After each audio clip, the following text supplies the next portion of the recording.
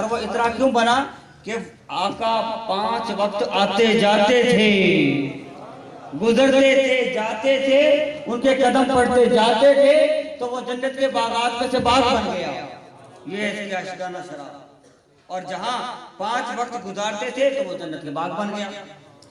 اب آقا علیہ السلام نے، میں نے دوسرا نقطہ جو آپ کو بتایا اس کا وہ یہ تھا کہ آقا علیہ السلام نے یہ اپنے حیات ظاہری میں ارشاد فرمایا، ٹھیک ہے نا، حیات ظاہری میں ارشاد فرمایا، تو اس سے پتہ چلا کہ حیات ظاہری میں فرمایا تو منبر، روزہ، تو کہ میرا یہ حوض پر ہے، جنت کے باغوں میں سے ہے، تو ہم نے اگر جنت جیتے جی دیکھنی ہے تو ہم حضور کے روزے پر چلے جائیں، مدینے چلے جائیں، تو حضور تو زندہ ہو گئے۔ اب یہ بتائیں مجھے کہ اب اس سے ایک سوال، ایک بڑا نقطہ پیدا ہو رہا ہے کہ یہ ایک متفقہ فیصلہ ہے۔ مائی بہنیں سنیں، بڑی ایسی کام کی بات سنا رہا ہوں، خدا کی قسم کبھی نہیں سنی ہو، بڑی کام کی یہاں پہ نقطہ ایک بڑا پیارا ہے، ایسا توجہ ہو کہ آپ سمجھیں گے، فالو کریں گے بات کو، کہ کبھی نہیں سنا ہوگا، لے کر جانا کہ آج کسی نے کوئی بات کہی تھی، ایسے نقطے کی بات۔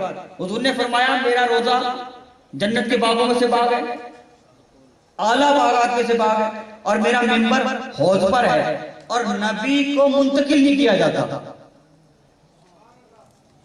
اگر آقا چاہتے تو مکہ شریف میں آرام فرما ہو جاتے، مدینہ ترولیا ملتان شریف میں ہو جاتے، لاہور ہو جاتے، اگر انگلینڈ ہو جاتے تو ہم انگلینڈ کو پوچھنا شروع کر دیتے، ٹھیک ہے، لیکن یہ دستوری نہیں ہے، یہ علم کی بات ہے۔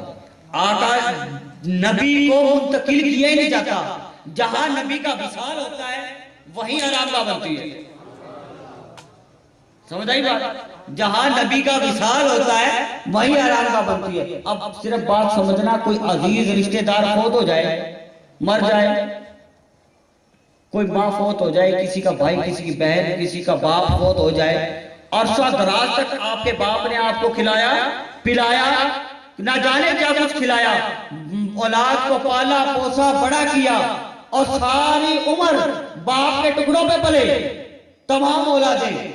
مجھے بڑی شکایتیں آتی ہیں، استغفر اللہ تعالیٰ فرما بردار اولاد بنائے، لیکن بات ذوق کی طرف جائے، سمجھنے والی بات ہے، مائی بہنیں بھی سنیں، اگر کسی کا باپ کوئی فوت ہو جائے ہے، کوئی بھی فوت ہو جائے، تو اگر اس نے ساری عمر آپ کو کھلایا، جب وہ فوت ہو جاتا تو کہتے ہیں اب زندہ نہیں ہے، مردہ ہے، گھر سے نکالو، اس کا کرو رفع دفن کا انتظام، اور اسے قبرستان لے جاؤ۔ قبرستان مردوں کا ہوتا ہے، اور جس کو جہاں وصال ہو جائے اور وہیں دفن کیا جائے، گھر میں ہی دفن کیا جائے، تو گھر میں تو زندہ ہی ہوتے ہیں، مردہ کون ہوتا ہے؟ گھر تو زندوں کا ہوتا ہے، قبرستان مردوں کا ہوتا ہے جی۔ جہاں قبر میں لے جائیں، کوئی آپ دیکھتے ہیں نا، روز بروز جنازے دیکھتے ہیں، اگر مر گیا بھائی قبرستان لے جاؤ، اب تو جلدی نہ لاؤ اس کو، قبرستان لے جاؤ، کیوں کہ مردہ ہے۔ ارے وصال یہی ہوا، یہی دفن کر دیا، گھر میں ہی دفن کر دیا، تو گھر تو زندوں کا ہے۔ آپ کو کہیں کہ آپ اپنے باپ کی لاش کو بیڈ روم کے نیچے دفن کر دے، کوئی کرے گا؟ کون سا ایسا فرما بردار اور کوئی اولاد ہے کوئی اپنے باپ کو، کسی بھائی کو، کسی ماں کو اپنے بیڈ روم کے اندر دفن کر دے؟ ارے گھر زندوں کا ہوتا ہے، قبرستان مردوں کا ہوتا ہے، بات سمجھے آپ؟ تو کتنے پتہ کی بات ملی، تو زندہ ہی ہوتے ہیں اللہ والے۔ تو اس لیے نبی کو منتقل نہیں کیا جاتا، نبی کو منتقل نہیں کیا جاتا۔ اب دوسری مثال، یہ قرآن پاک سے میں نے کیا، اس کی شرح میں آیا ہی نہیں، میں اس کی شرح میں آیا ہی نہیں۔ قرآن پاک میں اللہ تبارک و تعالیٰ فرمائے، جو پہلے آیت میں نے پڑھی، ٹھیک ہے، سورۃ البقرہ کی آیت نمبر 154 تھی۔ اللہ نے فرمایا جو اللہ کی راہ میں مارے جائیں ان کو مردہ ہی تصور نہ کرو۔ اللہ نے فرمایا قرآن پاک میں کہ جو اللہ کی راہ میں مارے جائیں ان کو مردہ تصور نہ کرو، وہ زندہ ہیں لیکن تم نہیں جانتے۔ یہ قرآن سورۃ البقرہ کی آیت نمبر 154 ہے۔ جو اللہ کی راہ میں قتل کیے جائیں، جو مارے جائیں، شہید ہو جائیں، ان کو تم مردہ تصور ہی نہ کرو، وہ زندہ ہیں مگر تم نہیں جانتے۔ ام المومنین حضرت عائشہ صدیقہ رضی اللہ تعالیٰ عنہ۔ اب بات سننا، حضرت عائشہ صدیقہ رضی اللہ تعالیٰ جب حضور کے روزے پر، اچھا میں نے پردے کی بڑی بات کی تھی محمد پورہ میں پردہ بڑی پردہ نچائی ہوئی ہے جی کہ یہ پردہ ہوتا ہے، پردہ تو دل کا ہوتا ہے، پردہ تو دل کا ہوتا ہے۔ محبت میں تو وہ بھی آقا کے قدموں میں نچھاور ہو گئی تھی، میں نے بتایا تھا آنکھیں آج کے باہر ہو گئی جی وہ سن کر، لیکن وہ اب بات دوبارہ دہرانا نہیں چاہتا۔ یہ پردہ ایسا ہی ہوتا ہے، پردہ اصل دل کا پردہ ہے، ٹھیک ہے نا؟ یہ رکھ کے بھی پردہ نہ ہو تو پھر کیا فائدہ ہے؟ اور محبت ایمان اعمال سے نہیں بنتا۔ حضرت بھائی بستامی فرماتے ہیں ایمان کے راستے سے نہیں، عمل کے راستے سے نہیں آتا ایمان۔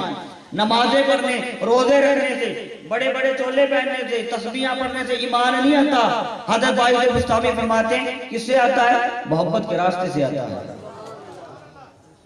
ٹھیک ہے؟ اب پردے کا سن لیں۔ ام المومنین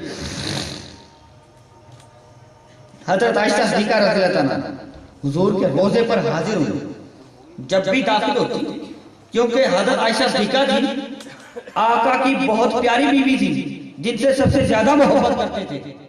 جب بھی آقا کی بارگاہ میں جاتی تھی، اچھا یہ بات بھی سن لیجئے کہ جب حضرت سیدنا صدیق اکبر کو آقا کی بارگاہ میں آرام فرمانے کے لیے لایا گیا تو آپ نے اپنی بیٹی کو حضرت عائشہ صدیقہ کو وصیت فرمائی کہ بیٹی میری لاش کو، میری میت کو حضور کے روزے پر لے جانا، دروازے میں کھڑے ہو جانا، عرض کرنا حضور غلام آ گیا، آپ کے پہلو میں لیٹنا چاہتا ہے، حضور روزے پر چلے جانا، ارشاد فرما دیں تو سلا دینا، ورنہ بقیہ پاک میں قبرستان لے جانا۔ جواب آ جائے تو پھر کیا تھا؟ وصیت پر عمل کیا، دروازے میں کھڑے ہو کر عرض کری حضور آپ کا غلام آ گیا ہے، روزے پر آپ کے پہلو میں لیٹنا چاہتا ہے، کیا حکم ہے؟ روزے سے آواز آئی لے جاؤ، آ جاؤ آ جاؤ، میں انتظار میں تھا، میرے محبوب کے غلام کو میرے پاس سلا دو۔ اب حضرت ام المومنین حضرت عائشہ صدیقہ رضی اللہ تعالیٰ عنہا جب حضور کے مزار پر جاتی تو دوپٹہ سر پر نہیں لیتی تھی۔ حضرت عائشہ صدیقہ رضی اللہ تعالیٰ عنہ جب حضور کے روزے پر جاتی تھی تو دوپٹہ سر پر نہیں لیتی تھی۔ کیوں؟ مزاجی خدا ہے، شوہر ہے، جیسے پیسے جیسے مرضی جاؤں، ٹھیک ہے نا؟ جیسے مرضی جاؤں، محبوب ہے میرا، دلبر ہے میرا، پیارا ہے، پیار کرتی ہوں اس سے، دوپٹے کی کیا ضرورت ہے؟ ملنے جاتی ہیں۔ جب حضرت ابو بکر صدیق آ گئے، باپ ہے میرا، اس کے سامنے بھی دوپٹہ لینے کی کیا ضرورت ہے؟ دو قبریں ہو گئی، روضہ مبارک دو ہو گئی، روضہ انور دو ہو گئے، اب دوپٹے کی لینے کی کیا ضرورت ہے؟ ایک تو محبوب ہے، پیارا دلبر ہے، اور ایک باپ ہے، دونوں ہیں، اب دوپٹہ لینے کی کیا ضرورت ہے؟ جب